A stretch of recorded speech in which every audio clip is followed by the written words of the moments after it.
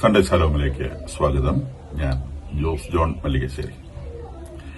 ട്രംപിന്റെ 20 point, actually it is 21 point peace program Netanyahu സ്വീകരിച്ചു എന്നുള്ളതാണ് ലോകം വാസ്തവത്തിൽ അത്ഭുതത്തോടെ കേട്ട വാർത്ത. കാരണം ഈ 21 പോയിന്റ് പ്രോഗ്രാമിനകത്ത് പാലസ്തീൻ രാജ്യത്തെ അംഗീകരിക്കുക എന്നുള്ള ഒരു ക്ലോസ് ഉണ്ട്. അത് ഒരു തരത്തിലും നെതന്യാഹു അംഗീകരിക്കുകയില്ല എന്നാണ് ഒരുവിധം എല്ലാ ഒബ്സർവേഴ്സും നിരീക്ഷകരും വിചാരിച്ചിരുന്നത്. കാരണം നെതന്യാഹുവിന്റെ എക്സ്ട്രീം വലതുപക്ഷ പിന്തുണക്കാർ, അദ്ദേഹത്തിന്റെ മന്ത്രിസഭയിലുള്ള, അദ്ദേഹം തന്നെ വലതുപക്ഷക്കാരനാണ്, അദ്ദേഹത്തെക്കാളേറെ അങ്ങേയറ്റം വലതുപക്ഷത്തേക്ക് മാറി ചിന്തിക്കുന്ന കക്ഷികളാണ് അദ്ദേഹത്തിന്റെ മന്ത്രിസഭയിലുള്ള വിദേശകാര്യമന്ത്രി ആയിക്കൊള്ളട്ടെ, പ്രതിരോധകാര്യമന്ത്രി ആയിക്കൊള്ളട്ടെ, ഒക്കെ അദ്ദേഹത്തെ പിന്തുണയ്ക്കുന്ന കക്ഷികളിൽ ബഹുഭൂരിഭാഗം പേരും പാലസ്തീൻ എന്നുള്ളൊരു വാക്ക് തന്നെ കേൾക്കാൻ ഇഷ്ടപ്പെടാത്തവരാണ്. അപ്പം അത്തരം ആളുകളെ ചേർത്തുള്ള ഒരു മന്ത്രിസഭയിൽ, അതും 20 മാസങ്ങൾക്ക് ശേഷം ഇലക്ഷനിലേക്ക് കടന്നു പോകേണ്ട ഒരു കോയലിഷനെ സംബന്ധിച്ച് ട്രംപിന്റെ 21 പോയിന്റ് പീസ് പ്രോഗ്രാം, പാലസ്തീനെ അംഗീകരിച്ചുകൊണ്ടുള്ള 21 പോയിന്റ് പീസ് പ്രോഗ്രാം, ഇസ്രായേൽ പൂർണ്ണമായിട്ടും ഗാസയിൽ നിന്ന് പിൻവാങ്ങണം എന്ന് സജസ്റ്റ് ചെയ്യുന്ന പീസ് പ്രോഗ്രാം, അത് അവർക്ക് ആക്സെപ്റ്റബിൾ ആവുകയില്ല എന്നാണ് നിരീക്ഷകരെല്ലാവരും വിചാരിച്ചിരുന്നത്. പക്ഷേ തലേന്നത്തെ അല്ലെങ്കിൽ ഞായറാഴ്ചത്തെ ഏകദേശം 18-20 മണിക്കൂർ നീളുന്ന നെഗോസിയേഷനിലൂടെ തന്റെ സഖ്യകക്ഷികളെ മുഴുവൻ കൂടെ നിർത്തുവാൻ നെതന്യാഹുവിന് സാധിച്ചു എന്ന് വേണം വിചാരിക്കാൻ. കാരണം തിങ്കളാഴ്ച ട്രംപുമായി നടത്തിയ ചെറിയ ഒരു മീറ്റിംഗിന്റെ അവസാനത്തിൽ അവർ ഒന്നിച്ച് ഒരു കമ്പൈൻഡ് പത്രസമ്മേളനം നടത്തുകയും ആ പത്രസമ്മേളനത്തിന് ഒരു ഓൾട്ടർനേഷനും ഇല്ലാതെ, ഒരു വ്യത്യാസവുമില്ലാതെ, ഒരു തിരുത്തലുകളുമില്ലാതെ ഈ 21 പോയിന്റ് പീസ് പ്രോഗ്രാം സ്വീകരിക്കുന്നതായി നെതന്യാഹു പ്രഖ്യാപിക്കുകയും ചെയ്തു. അതിനെ ഈ ചരിത്രത്തിലെ ഏറ്റവും വലിയ ഒരു സ്റ്റെപ്പ് എന്നാണ് ട്രംപ് വിശേഷിപ്പിച്ചത്. നിശ്ചയമായും ട്രംപിന്റെ ഡിപ്ലോമാറ്റിക് സ്കില്ലുകൾ ഇതിനകത്തുണ്ട് എന്നുള്ളത് വളരെ ഉറപ്പാണ്. കാരണം നെതന്യാഹുവിനെ പോലെ വളരെ സ്റ്റബേണായിട്ടുള്ള ഒരു നേതാവിനെ കൊണ്ട് ഇത്തരം ഒരു കാര്യം അക്സെപ്റ്റ് ചെയ്യിക്കുക എന്നുള്ളത് ട്രംപിനല്ലാതെ ലോകത്തിൽ വേറെ ഒരു മനുഷ്യനും സാധിക്കില്ല. അപ്പൊ അത് അദ്ദേഹത്തെ കൊണ്ട് ചെയ്യിക്കാൻ സാധിച്ചു എന്നുള്ളത് ട്രംപിനെ സംബന്ധിച്ച വൻ വിജയമാണ്. ഇപ്പോൾ ഈ ബോള് പൂർണ്ണമായും ഹമാസിന്റെ കോർട്ടിലേക്ക് മാറ്റപ്പെട്ടിരിക്കുകയാണ്. ഹമാസ് എന്ത് ചെയ്യും എന്നുള്ളതാണ് ഇനിയുള്ള വിഷയം. കാരണം ഇതിനകത്ത് ഇൻവോൾവ് ആയിട്ടുള്ളത് 3 പാർട്ടികളാണ്. ഇത് ഹമാസും ഇസ്രായേലും തമ്മിലുള്ളൊരു പ്രശ്നമല്ല. ഇത് ലോകത്തിന് മുഴുവൻ വേണ്ടി, അല്ലെങ്കിൽ എന്റയർ യുണൈറ്റഡ് നേഷൻസിന് വേണ്ടിയാണ് ട്രംപ് ഈ ഒരു പ്രപ്പോസൽ മുൻപോട്ട് വെച്ചുള്ളത്. യുണൈറ്റഡ് നേഷൻസിൽ അംഗമായിട്ടുള്ള ഒരു രാജ്യം പോലും ട്രംപിന്റെ ഈ പീസ് പ്രോഗ്രാമിനെ എതിർത്ത് പറഞ്ഞിട്ടില്ല എന്ന് മാത്രമല്ല, എല്ലാ അറബ് രാജ്യങ്ങളും including Egypt, Qatar, Saudi Arabia, United Arab Emirates, എല്ലാ അറബ് രാജ്യങ്ങളും ഇതിന് പരിപൂർണ പിന്തുണ പ്രഖ്യാപിച്ചിട്ടുണ്ട്. 51 ഇസ്ലാമിക് രാജ്യങ്ങളുണ്ട്. ഇസ്ലാമിക് രാജ്യങ്ങളെല്ലാം തന്നെ ഇതിന് പിന്തുണ പ്രഖ്യാപിച്ചിട്ടുണ്ട്. ഇറാന്റെ കാര്യത്തിൽ ഇതുവരെ പ്രസ്താവനകളൊന്നും ഇറാന്റെ ഭാഗത്തുനിന്നുണ്ടായിട്ടില്ല. മറ്റേ പാകിസ്ഥാൻ പോലെയുള്ള ഇസ്ലാമിക രാജ്യങ്ങളൊക്കെ ഇതിന് പിന്തുണ പ്രഖ്യാപിച്ചിട്ടുണ്ട്. ട്രംപ് പറഞ്ഞാൽ പിന്നെ പാകിസ്ഥാനെ സംബന്ധിച്ച് ഒരു സാഷ്ടാംഗം എഴുതും, നമുക്കറിയാം, അത് അതിന്റെ വഴിക്ക് പോട്ടെ. അതുപോലെ യൂറോപ്യൻ രാജ്യങ്ങളില് ഫ്രാൻസ്, ജർമ്മനി, ബ്രിട്ടൻ അടങ്ങുന്ന എല്ലാ രാജ്യങ്ങളും, ഇസ്രായേലിനെ ഈ അടുത്ത കാലത്ത് വളരെ നിശിതമായി വിമർശിച്ച എല്ലാ രാജ്യങ്ങളും ഈ പീസ് പ്രോഗ്രാം മുൻപോട്ട് വയ്ക്കുമ്പോൾ തന്നെ അതിനെ ആക്സെപ്റ്റ് ചെയ്തുകൊണ്ട് അവരുടെ കൂടി ശ്രമഫലമായി ഉണ്ടായ ഒരു പീസ് പ്രോഗ്രാം എന്ന നിലയിൽ അവരും അറബ് രാജ്യങ്ങളും തങ്ങളൊക്കെ ചേർന്നുണ്ടാക്കിയ ഒരു പീസ് പ്രോഗ്രാമാണ്, ഇത് അമേരിക്കയുടെ മാത്രമല്ല എന്നുള്ള ഒരു രീതിയിലാണ് ഈ പീസ് പ്രോഗ്രാം അവതരിപ്പിക്കപ്പെട്ടിട്ടുള്ളത്. വിച്ച് മീൻസ് ഇതിൽ 3 കക്ഷികളിൽ ഒരു കക്ഷി ലോകരാജ്യങ്ങൾ തന്നെയാണ്. ലോകത്തെ മുഴുവൻ രാജ്യങ്ങളും ഒരു ഭാഗത്ത് നിൽക്കുന്നു, ഹമാസ് ഒരു ഭാഗത്ത് നിൽക്കുന്നു, ഇസ്രായേൽ ഒരു ഭാഗത്ത് നിൽക്കുന്നു. അപ്പൊ ഇസ്രായേലിനെ സംബന്ധിച്ച് ഹമാസിനുള്ളതിനേക്കാൾ കൂടുതൽ റിസ്ക് വാസ്തവത്തിൽ ഇതിനകത്ത് ഇസ്രായേലിനാണുള്ളത്. കാരണം അതിന്റെ തലേ ദിവസം UN പ്രസംഗിക്കുന്ന സമയത്ത് നെതന്യാഹു പറഞ്ഞിരുന്നു, വാഷിംഗ്ടണിന്റെ തൊട്ടടുത്ത് അൽ-ഖ്വയ്ദയ്ക്ക് ഒരു ഹെഡ്ക്വാർട്ടേഴ്സ് അനുവദിക്കാൻ നിങ്ങൾ തയ്യാറുണ്ടോ? വാഷിംഗ്ടണിൽ നിന്ന് 1 കിലോമീറ്റർ അകലെ അൽ-ഖ്വയ്ദയ്ക്ക് ഒരു കൊച്ചു രാജ്യം നിങ്ങൾ അംഗീകരിച്ചു കൊടുക്കുമോ?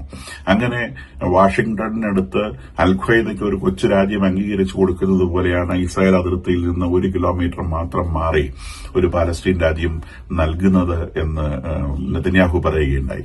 അപ്പൊ ആ നിലയിൽ നിന്ന് നെതന്യാഹു ലോകരാജ്യങ്ങൾ ഒന്നിച്ച് ഇങ്ങനെ ഒരു പ്രപ്പോസൽ വെച്ചപ്പോൾ അദ്ദേഹം അത് ആക്സെപ്റ്റ് ചെയ്യുന്ന പറയുന്നത് വലിയൊരു ഡിപ്ലോമാറ്റിക് മൂവാണ്. അപ്പൊ ഒറ്റയടിക്ക് ഇദ്ദേഹത്തിനെതിരെ നിന്ന യൂറോപ്യൻ രാജ്യങ്ങൾക്ക് മൊത്തം ഇദ്ദേഹത്തെ സപ്പോർട്ട് ചെയ്യേണ്ട സാഹചര്യം വന്നു. ഇദ്ദേഹത്തെ എതിർത്തിരുന്ന അറബ് രാജ്യങ്ങൾക്ക് മൊത്തം ഇദ്ദേഹത്തെ സപ്പോർട്ട് ചെയ്യേണ്ട സാഹചര്യം വന്നു. അപ്പൊ ട്രംപ് പറയുന്നത് ഈ പീസ് പ്രപ്പോസൽ ആക്സെപ്റ്റ് ചെയ്യുക വഴി അറബ് അക്കോർഡിലേക്ക് മുഴുവൻ അറബ് രാജ്യങ്ങളും ഇൻക്ലൂഡിംഗ് ഇറാൻ വരുമെന്നാണ് ട്രംപ് അവകാശപ്പെടുന്നത്. അദ്ദേഹം പറയുന്നത് അദ്ദേഹം സൈഡ് ലൈൻസിൽ ഇറാന്റെ ഡിപ്ലോമാറ്റ്സുമായിട്ട് ഡിസ്കസ് ചെയ്തിരുന്നു. ഈ പീസ് പ്രോഗ്രാം അംഗീകരിക്കപ്പെടുകയാണെങ്കിൽ അറബ് അക്കോർഡിൽ സൈൻ ചെയ്യുവാൻ, അതായത് ഖത്തറിനെയും അറബ് രാജ്യങ്ങളെയും ഇസ്രായേൽ ആക്രമിക്കുകയില്ല എന്നൊരു ക്ലോസ് അതിനകത്തുണ്ട്. ആ ക്ലോസിനകത്തേക്ക് ഇറാനും കൂടി വന്ന് ചേരുകയാണെങ്കിൽ ഇറാൻ പോലും രസകരമായ കാര്യം, അറബ് രാജ്യങ്ങൾ ഒന്നും തന്നെ ഈ അറബ് അക്കോർഡ്സിൽ ഒപ്പിടാത്ത അറബ് രാജ്യങ്ങൾ ആരും തന്നെ ഈ ഇസ്രായേലിനെ അംഗീകരിച്ചിട്ടില്ല എന്നൊരു വസ്തുത കിടക്കുന്നുണ്ട്. അപ്പൊ ഈ അറബ് അക്കോർഡ്സിൽ വരുമ്പോൾ ഇറാനൊന്നും ഇസ്രായേൽ എന്ന് പറയുന്ന രാജ്യത്തെ അംഗീകരിക്കാത്ത ഒരു രാജ്യമാണ്. അവരെയൊക്കെ സംബന്ധിച്ച് ഇസ്രായേൽ നിലനിൽക്കുന്ന പ്രദേശം പാലസ്തീനാണ്. അപ്പൊ അവര് പോലും ഇത്തരം ഒരു അക്കോർഡിലേക്ക് വരുന്നു എന്ന് പറഞ്ഞാൽ ലോകത്തുള്ള മുഴുവൻ രാജ്യങ്ങളും ഇസ്രായേൽ എന്ന് പറഞ്ഞ രാജ്യത്തെ അംഗീകരിക്കുകയാണ്. അപ്പൊ ആ ഒരു സാഹചര്യം ഇസ്രായേൽ പാലസ്തീനെ അംഗീകരിക്കാമെന്ന ഒരു ക്ലോസ് ഇതിനകത്ത് വന്നതുകൊണ്ടാണ് മറ്റു രാജ്യങ്ങളൊക്കെ ഇസ്രായേലിനെ അംഗീകരിക്കാമെന്നൊരു സംഗതിയിലേക്ക് വന്നത്. പക്ഷേ ഇതിന്റെ ഇമ്മീഡിയറ്റ് റിയാക്ഷൻ എന്ന നിലയിൽ ആദ്യം പുറത്തു വന്നത് പാലസ്തീൻ ഇസ്ലാമിക് ജിഹാദ് എന്ന് പറയുന്ന ഒരു ഔട്ട്ഫിറ്റ് ഉണ്ട്, ഒരു ടെററിസ്റ്റ് ഓർഗനൈസേഷൻ ഉണ്ട്. ഇവര് ഹമാസിന്റെ കൂടെ തന്നെ യുദ്ധം ചെയ്യുന്നതാണ്. അവരുടെ ആളുകളും ഈ ബന്ദികളെ സൂക്ഷിക്കുന്നതിന് ഉൾപ്പെട്ടിട്ടുണ്ട്. അവരുടെ ആളുകളാണ് ഈ പാലസ്തീൻ ഇസ്ലാമിക് ജിഹാദ് എന്ന് പറയുന്ന ആ ടെററിസ്റ്റ് ഓർഗനൈസേഷനാണ് ഈ ബന്ദികളെ സൂക്ഷിച്ചിരുന്നത് കൂടുതലായിട്ട്. അപ്പം ആ ഓർഗനൈസേഷന്റെ ആദ്യത്തെ റെസ്പോൺസ് എന്ന് പറയുന്നത് it's a plan to blow up Palestine എന്നാണ്. അതായത് പാലസ്തീനെ നശിപ്പിക്കാനുള്ള ഒരു മൂവ് എന്നാണ് അവരുടെ റെസ്പോൺസ് വന്നിട്ടുള്ളത്. ഹമാസിന്റെ ഇനീഷ്യൽ റെസ്പോൺസ് എന്ന് പറയുന്നത് ഞങ്ങളിത് ആലോചിക്കുകയാണ്, ഞങ്ങൾ തുറന്ന മനസ്സോടെ, അതായത് അതിനകത്ത് ടെക്സ്റ്റിനകത്ത് എന്ത് പറഞ്ഞിട്ടുണ്ടോ ആ ടെക്സ്റ്റിൽ പറഞ്ഞിട്ടുള്ള കാര്യത്തെ അതിന്റെ പൂർണ്ണ സ്പിരിറ്റിൽ ഞങ്ങൾ ഉൾക്കൊള്ളുകയാണ്. അതായത് അത് പൂർണ്ണമായും സത്യമാണ്, അത് പൂർണ്ണമായും നടപ്പാക്കപ്പെടും എന്ന ഒരു വിശ്വാസത്തിൽ ഞങ്ങൾ അതിനെ എടുക്കുകയാണ്. അതിനുശേഷം ഞങ്ങളിത് ഡിസ്കസ് ചെയ്യുകയാണ് എന്നാണ് അവർ പറഞ്ഞത്. പക്ഷെ അവരുടെ ഡിസ്കഷൻ സാധാരണ ഇതിനു മുൻപുള്ള ഞങ്ങൾ ഡിസ്കസ് ചെയ്യുകയാണ് എന്ന് അവർ അവകാശപ്പെട്ട ഒരു തരത്തിലുള്ള പീസ് ട്രീറ്റുകളും അവർക്ക് അംഗീകരിക്കാൻ പറ്റിയിട്ടില്ല എന്നുള്ളതും ഒരു വാസ്തവമാണ്. കാരണം ഇതിനകത്തുള്ള എക്സ്ട്രീം ജിഹാദിസ്റ്റ് ഗ്രൂപ്പുകളുമായി സംസാരിക്കുന്ന സമയത്ത് അവരെ ഈ ജിഹാദ് എന്ന് പറയുന്ന ഈ സാധനത്തിന് കൂടുതൽ പ്രാധാന്യം കൊടുക്കുകയും പാലസ്തീൻ എന്ന് പറയുന്ന സംഗതിയെ അവര് ഇല്ലാതാക്കുകയും ചെയ്യും. അപ്പൊ ഇവിടെ ട്രംപിന്റെ ഒരു പ്രസ്താവന, അദ്ദേഹം പറയുന്നത് ഈ ഗാസയിൽ ആവശ്യത്തിലധികം രക്തം ചൊരിയപ്പെട്ട് കഴിഞ്ഞു എന്നാണ് ട്രംപ് ഇന്നലെ കമ്പൈൻഡ് പത്രസമ്മേളനത്തിൽ പറഞ്ഞത്. അപ്പൊ അദ്ദേഹം അതിനിടയിലൂടെ പറഞ്ഞൊരു കാര്യം, അവിടെ കൊല്ലപ്പെട്ടത് സെപ്റ്റംബർ 7-ന് ഒക്ടോബർ 7-ന് ഇസ്രായേൽ കയറി ആക്രമണം കാണിച്ചതിന്റെ ഒരു പ്രതിഫലനമാണ് ഗാസയിൽ നടന്ന ആക്രമണങ്ങൾ. അപ്പൊ ആ പ്രതിഫലനത്തില് 66,000-ലധികം ആളുകൾ കൊല്ലപ്പെട്ടു. അപ്പൊ അതില് ബഹുഭൂരിഭാഗം ആളുകളും ഹമാസിന്റെ ആളുകൾ തന്നെയാണ്. അതായത് ഒക്ടോബർ 7-ന് ഇസ്രായേലിൽ കിടന്ന ഏതാണ്ട് മുഴുവൻ ആളുകളെയും തന്നെ കൊന്നു തീർക്കാൻ ഇസ്രായേലിന് സാധിച്ചിട്ടുണ്ട്. അതുകൊണ്ട് ഇനി ഇത് മുൻപോട്ട് കൊണ്ടുപോകുന്നതിനകത്ത് കാര്യമില്ല. അവർക്ക് ബ്ലഡ് കൊണ്ട് തന്നെ പരിഹാരം ചെയ്യാൻ സാധിച്ചു എന്നുള്ളതാണ് അദ്ദേഹം പറഞ്ഞൊരു പോയിന്റ്. രണ്ടാമത്തെ ഒരു പോയിന്റ്, അവിടെ ഹമാസ് അല്ലാതെ ആരെങ്കിലും വധിക്കപ്പെട്ടിട്ടുണ്ടെങ്കിൽ, ഇവർ അൽ ജസീറയൊക്കെ അവകാശപ്പെടുന്നത് പോലെ കുഞ്ഞുങ്ങളും സ്ത്രീകളും ഒക്കെ വധിക്കപ്പെട്ടിട്ടുണ്ടെങ്കിൽ അത് ഹമാസിന് വേണ്ടി വധിക്കപ്പെട്ടതാണ്. ഹമാസ് എന്ന് പറയുന്ന ഈ സംഘടനയെ രക്ഷപ്പെടുത്താൻ വേണ്ടി, അല്ലെങ്കിൽ അതിനെ പ്രൊട്ടക്ട് ചെയ്യാൻ വേണ്ടി, അതിനെ നിലനിർത്താൻ വേണ്ടി മാത്രം വധിക്കപ്പെട്ടവരാണ്. അല്ലാതെ പാലസ്തീൻ ഗോസിന് വേണ്ടിയോ അല്ലെങ്കിൽ ഇസ്രായേൽ ആക്രമണത്തെ പ്രതിയോ അല്ല അവർ മരിച്ചത് ഹമാസ് എന്ന് പറയുന്ന ആ സംഘടനയെ നിലനിർത്താൻ വേണ്ടിയാണ്. കാരണം ഈ ഹമാസ് എന്ന് പറയുന്ന സംഘടനയുടെ മനുഷ്യ കവചമായി ആക്ട് ചെയ്യുന്നതിനിടയിലൂടെയാണ്, മനുഷ്യ കവചമായി പ്രവർത്തിക്കുന്നതിനിടയിലൂടെയാണ് അവർ കൊല്ലപ്പെട്ടത്. അപ്പൊ നിശ്ചയമായും അവർ കൊല്ലപ്പെട്ടത് ഇസ്രായേൽക്കാരെ കൊണ്ടല്ല, അവർ കൊല്ലപ്പെട്ടത് പാലസ്തീൻ എന്നൊരു കോസിന് വേണ്ടിയല്ല. അവർ കൊല്ലപ്പെട്ടത് ഈ ഹമാസ് എന്ന് പറയുന്ന സാധനത്തിന്റെ ബുള്ളറ്റ് പ്രൂഫ് ഉടുപ്പായി ആക്ട് ചെയ്തതിന്റെ പേരിൽ ഉടുപ്പിന്റെ മേലെ കൊണ്ട ബുള്ളറ്റ് അവർക്ക് കൊള്ളുകയും അവര് കൊല്ലപ്പെടുകയും ചെയ്തു എന്നാണ് ട്രംപ് സൂചിപ്പിച്ചത്. അപ്പം ഈ ഇവിടെ വധിക്കപ്പെട്ട ആളുകളെ സംബന്ധിച്ചുള്ള ഒരു പരിപൂർണ്ണ വളരെ കൃത്യമായ എക്സ്പ്ലനേഷൻ, അതാണ് ശരിക്കുള്ള എക്സ്പ്ലനേഷൻ. അവിടെ ഗാസയിൽ വധിക്കപ്പെട്ടത് ഒന്നുകിൽ ഹമാസാണ്, ബഹുഭൂരിഭാഗവും ഹമാസിന്റെ പ്രവർത്തകരുമാണ് അവിടെ കൊല്ലപ്പെട്ടത്. പിന്നീട് ആരെങ്കിലും കൊല്ലപ്പെട്ടിട്ടുണ്ടെങ്കിൽ അത് ഹമാസ് അവർക്ക് ഷീൽഡായി ഉപയോഗിച്ചവരാണ്, അല്ലെങ്കിൽ ഷീൽഡായി നിൽക്കാൻ സമ്മതിച്ചു കൊടുത്തവരാണ്. അപ്പൊ അവരൊക്കെയും തന്നെയും ഈ പറയുന്ന സ്വർഗം, എക്സ്ട്രീം ലൗകികതയുടെ സ്വർഗം, ലഹരിയുടെ, ലൈംഗിക ലൈംഗികതയുടെ, മറ്റ് സുഖ സൗകര്യങ്ങളുടെ, ഭക്ഷണത്തിന്റെ ഒക്കെ സ്വർഗം പ്രതീക്ഷിച്ച് വെടിയുണ്ടകൾക്ക് മുൻപിൽ പോയി നിന്ന ആളുകൾ തന്നെയാണ്. ഹമാസ് ആവട്ടെ, അവരെ പ്രൊട്ടക്ട് ചെയ്യാൻ പോയി നിന്നവരാവട്ടെ.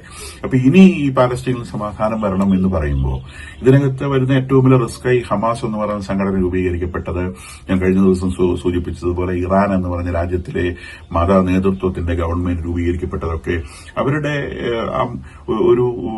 ഒരു മുദ്രാവാക്യമുണ്ട്. അവരത് എന്തിനു രൂപീകരിച്ചു എന്നൊരു മുദ്രാവാക്യമുണ്ട്. ആ മുദ്രാവാക്യത്തിന്റെ ഒന്നാമത്തെ സെന്റൻസ് എന്ന് പറയുന്നത് end of Israel and end of juice എന്നുള്ളതാണ്. അത് ഇസ്രായേലിനെ പൂർണ്ണമായും ഭൂമുഖത്ത് നിന്ന് ഇല്ലാതാക്കുക, അതുപോലെ യൂതന്മാരെ ഭൂമുഖത്ത് തുടച്ചു നീക്കുക. രണ്ടാമത്തെ ക്ലോസ് ആണ് പാലസ്തീൻ രൂപീകരിക്കുക എന്നുള്ളത്. അപ്പൊ ഏത് പാലസ്തീൻ രൂപീകരിക്കുന്നത് ഇസ്രായേലിനെ തുടച്ചു നീക്കിയതിനു ശേഷമുള്ള പാലസ്തീനാണ്. ഇസ്രായേലിനെ തുടച്ചു നീക്കിയതിനു ശേഷമുള്ള പാലസ്തീൻ എന്ന് പറഞ്ഞാൽ ഇത് എൻറ്റയർ പാലസ്തീന റീജിയനാണ്. അപ്പൊ അവിടെ ഇസ്രായേൽ ഇല്ല, ജ്യൂസ് ഇല്ല. അപ്പൊ ഇവര് ഹമാസ് ഈ പീസ് ട്രീറ്റിക്ക് യേസ് മൂളുക എന്ന് പറഞ്ഞാൽ അതിന്റെ അർത്ഥം അവരുടെ ഒന്നാമത്തെ മുദ്രാവാക്യം അവർ ഉപേക്ഷിച്ചു എന്നുള്ളതാണ്. ഇറാൻ ഇത് അംഗീകരിക്കുക എന്ന് പറഞ്ഞതിന്റെ അർത്ഥം ഹമാസ് അംഗീകരിക്കുക എന്ന് പറഞ്ഞാൽ ഇറാൻ അംഗീകരിക്കുക എന്നതാണ്. They are people hands and gloves, രണ്ടുപേരും ഒന്നിച്ച് മൂവ് ചെയ്യുന്ന ആളുകളാണ്. ഇറാൻ തന്നെയാണ് ഈ സാധനത്തിനൊക്കെ രൂപീകരിച്ച് വേട്ടപ്പട്ടികളെ പോലെ ഇറക്കി വിട്ടിട്ടുള്ളത്. ഇറാൻ പറയുന്നതിനപ്പുറത്തേക്ക് ഹമാസിനാവട്ടെ, ഹെസ്ബുള്ളയ്ക്കാവട്ടെ, പാലസ്തീൻ ജിഹാദിനാവട്ടെ, ഇവർക്കൊന്നും ഇറാനിനപ്പുറത്തേക്ക് ഒരു വാക്കില്ല. അപ്പൊ ഇറാനിലെ മത നേതൃത്വം ജീവനോടെ ഉണ്ടെങ്കിലും ഇല്ലെങ്കിലും ഖമനേയി എന്ന് പറയുന്ന ആ ജീവി, അത് പറയുന്നതിനപ്പുറത്തേക്ക് ഇവർക്ക് ആർക്കും ഒരു വാക്കുമില്ല.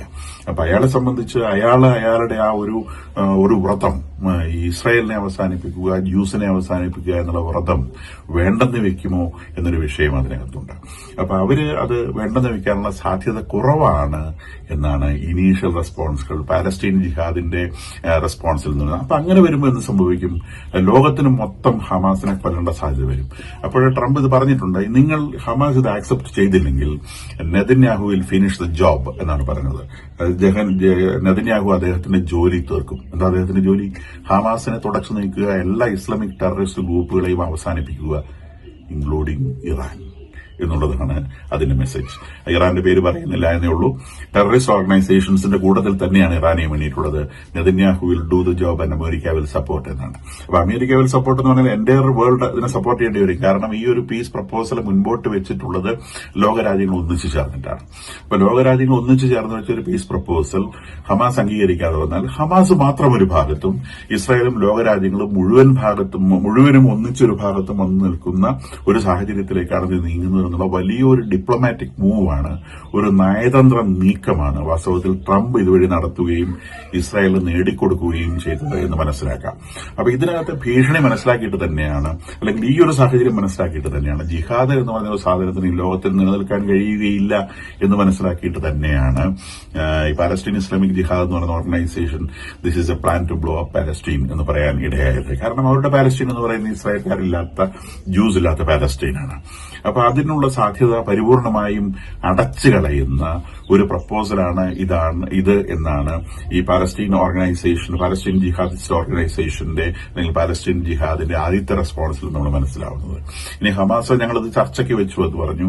അവരെത്ര നാൾ ചർച്ച ചെയ്യുന്നറിയാൻ പാടില്ല. അതിനിടയിലൂടെ സംഭവിച്ച വേറൊരു കാര്യം, നെതന്യാഹു നേരിട്ട് ഖത്തറിന്റെ പ്രധാനമന്ത്രിയെ വിളിക്കുകയും ഖത്തർ ആക്രമിക്കപ്പെട്ടതിലുള്ള ഖേദമറിയിക്കുകയും ചെയ്തു. ഇനി ഒരിക്കലും ഇസ്രായേലിന്റെ ഭാഗത്തു നിന്ന് ഖത്തറിന് നേരെ ആക്രമണം ഉണ്ടാവുകയില്ല എന്ന് വ്യക്തിപരമായി അദ്ദേഹം ഖത്തറിന് ഉറപ്പ് കൊടുത്തു.